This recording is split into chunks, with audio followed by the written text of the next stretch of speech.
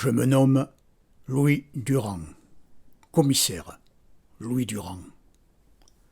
Il y a longtemps de cela, durant l'année 1944, j'allais chaque semaine à la base sous-marine de Bordeaux, qui abritait les sous-marins allemands et italiens. La débâcle allemande était proche. En fait, je profitais de mon statut de fonctionnaire public pour glaner des informations car dans l'ombre, je pilotais un groupe de résistants. C'est là que j'ai rencontré Antonio Priore, Antoine Prior. C'était un Italien antifasciste, prisonnier des Allemands, et qui avait peur d'être fusillé lorsque ces derniers quitteraient la base. L'homme baragouinait un sabir à peine compréhensible. Je l'ai fait évader, et il a rejoint avec moi la résistance jusqu'à la libération de Bordeaux, où il a obtenu la Croix de guerre. C'est comme cela qu'a commencé son histoire en France, avec toutes les inventions de génie qui ont suivi et dont il a toujours gardé le secret. Jusqu'à ce jour, personne n'a pu le copier.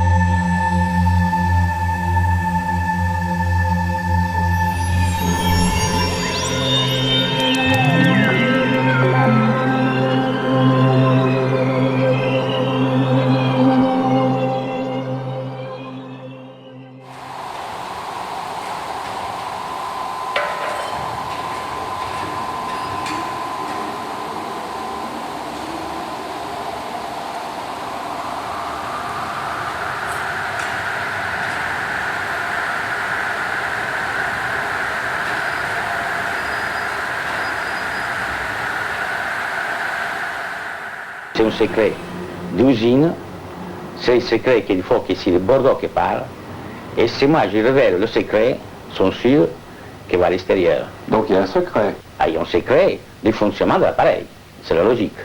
Que c'est serait une chose très facile, tout le monde l'aurait fait. Je croyais que c'était un remarquable ingénieur électronicien, formé à l'école italienne de Marconi. Puis, lorsqu'il a continué à inventer, à installer ces appareils, j'ai deviné qu'il y avait dans les manipulations qu'il faisait, non point un secret, mais un tour de savoir-faire que personne ne pouvait deviner. Ce qui m'intéresse, est-ce que ça marche? Et je veux une preuve que ça marche. C'est un peu terre à terre, mais souvent, ces personnages sont très ésotériques, mystiques, et ils mélangent beaucoup de choses. Donc, pour moi, le seul de ces farfelus qui ont fait une découverte, c'est Antoine Prior, et je dis ça parce que Raymond Potrizel a fait des centaines d'expériences avec des milliers d'animaux pour démontrer que l'appareil Prior avait des effets.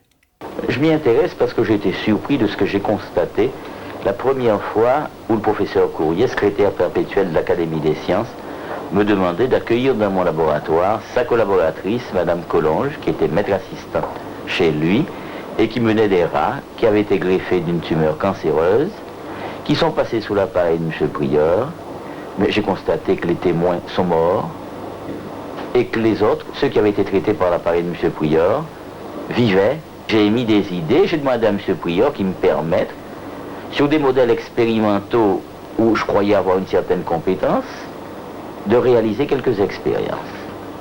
Et là encore, j'ai été plus surpris encore des résultats observés. Mon mari avait quand même une grande admiration pour Prior et pour son génie inventif, vous voyez, qui soit arrivé à ça à cause... rien qu'avec cette petite machine dont vous avez la photo par là quelque part, et qui était purement empirique, et qui vraiment avait des résultats extraordinaires. Mon père, qui était vétérinaire et qui était inspecteur des services vétérinaires, comme son aîné et très grand ami Francis Berlureau, nous racontait en vacances, il dit, oh là là, je me souviens de mon père disant, mais j'ai vu Berlureau, mais il est complètement passionné par une histoire. Il paraît qu'il y a un gars à Bordeaux qui a monté une machine et qui, guérit de cancer. Le rayonnement Prior, ça n'a rien à voir avec la maladie ou le parasite, c'était le système immunitaire qui était stimulé. Alors, M. Prior a eu la chance de connaître des Bordelais qui se sont intéressés à son affaire et qui connaissaient un peu le milieu parisien, si vous voulez. Et alors, évidemment, les Parisiens s'en sont emparés aussi. Et on a supplié Prior d'aller monter un appareil à Paris. À Villejuif. Mais Prior, il n'y a rien eu à faire. S'ils veulent voir mon appareil, ils n'ont qu'à venir à Bordeaux. J'ai fait l'appareil à Bordeaux et l'appareil restera à Bordeaux. Il avait peur qu'on copie son affaire. Et il disait toujours, regardez le Concorde, ils sont arrivés à copier le Concorde. Et alors il voulait protéger son appareil, protéger tout ce qui venait de lui. Il se disait, il y aura un institut Prior, il y aura, ce sera Prior, tout ça.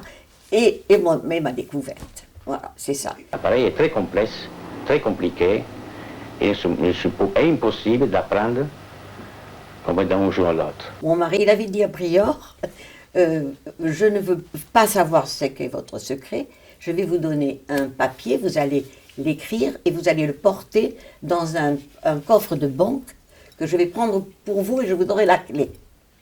Donc là, Prior aurait pu, à la limite, si vous voulez, faire ça. Mais Prior n'était pas dans toutes ces combinaisons savantes. Il voulait pas. Le secret, on l'aurait, parce qu'effectivement, il y avait des gens qui cherchaient à copier sur l'appareil. Ça, c'est vrai. Hein.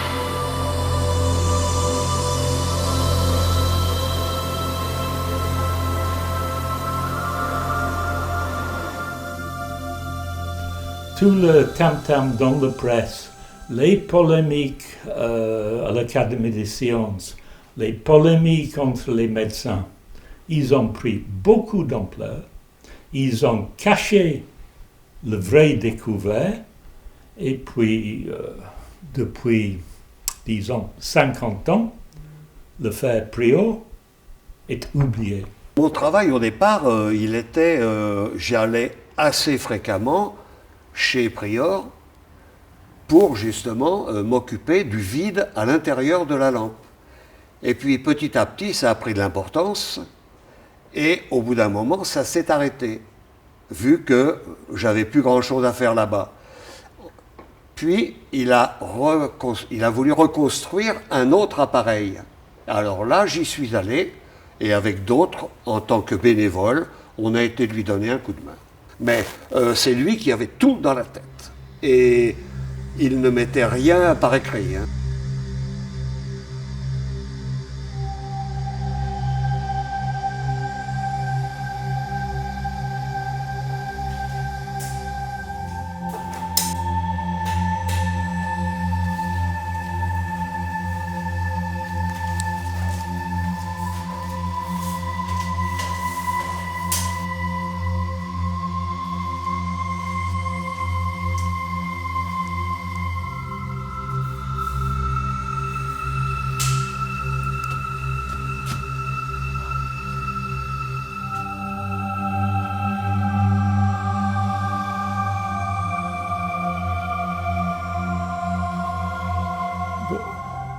Vous ne pouvez pas imaginer l'émotion que je sens. Cet appareil représente l'une des plus grandes découvertes scientifiques du XXe siècle. Pourquoi? ça n'est pas mis dans les laboratoires. C'est à cause de la connerie humaine. Des gens qui étaient jaloux, qui ont voulu déposséder Antoine Priault. C'était la faute d'Antoine Priault lui-même, qui ne voulait pas lâcher son bébé, sa découverte. C'était la connerie humaine qui a mis fin à cette découverte. Bon, il faut que je reste.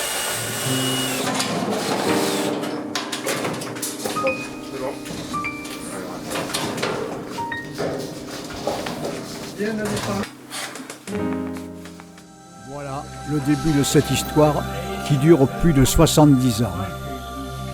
Une invention qui aurait pu nous faire rêver. Un coup de génie terrassé par le tam-tam médiatique de ses détracteurs et de ses partisans. Mais il me reste encore assez de souffle pour vous la raconter.